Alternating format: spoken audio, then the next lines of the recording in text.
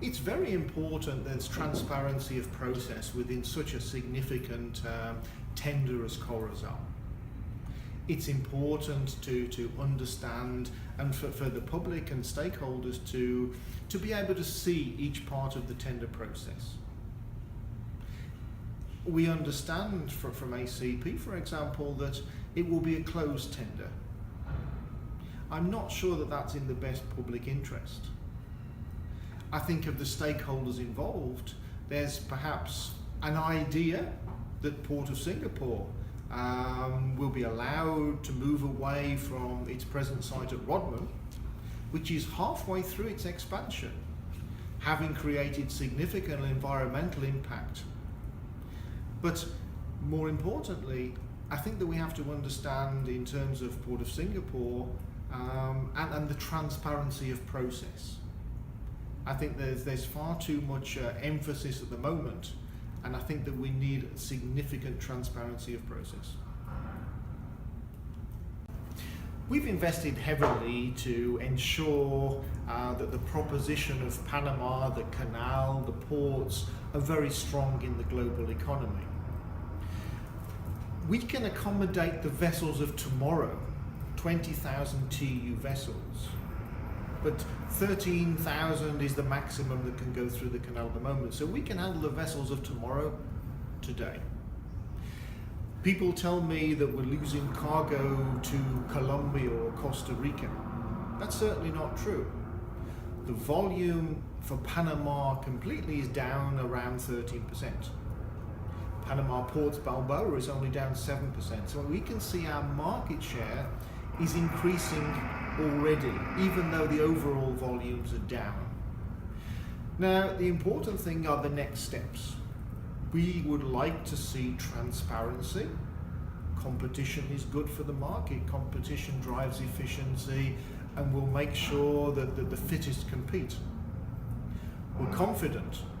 We're confident that we're in the right position geographically. There's no deviation to come through Panama. We sit on the canal. Going down to Buenaventura, steaming 2 days in the wrong direction, is not good for business. It takes too long, it takes too much time, it doesn't make a lot of sense. Talking about Costa Rica or talking about Cartagena, they're different markets. They're in the Atlantic.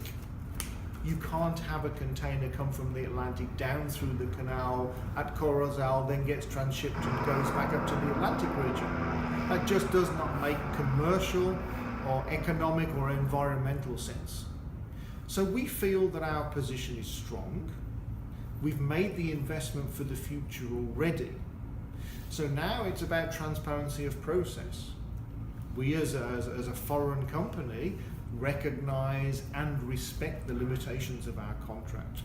All that we ask is that the investment that we've made is recognized in terms of should new capacity come into the market, it's brought in for the right reasons. The reasons at the moment are that the market is soft, the market is not able to sustain 3 or 4 new players and ensure the viability of investment into the future.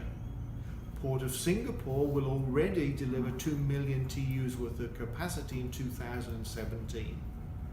Will they be allowed to walk away from that investment and simply jump to the right side of the canal because they feel like it? Those are some of the questions that need to be asked.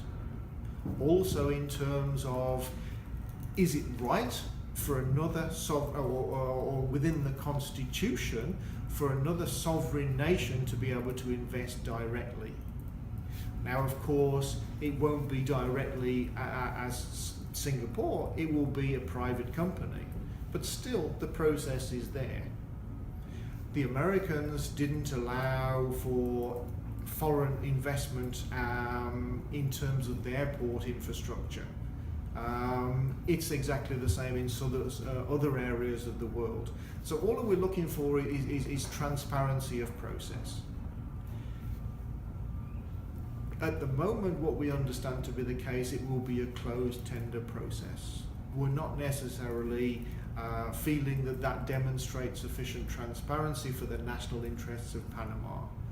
Should that go to a National Assembly, then of course that's probably the right process to follow.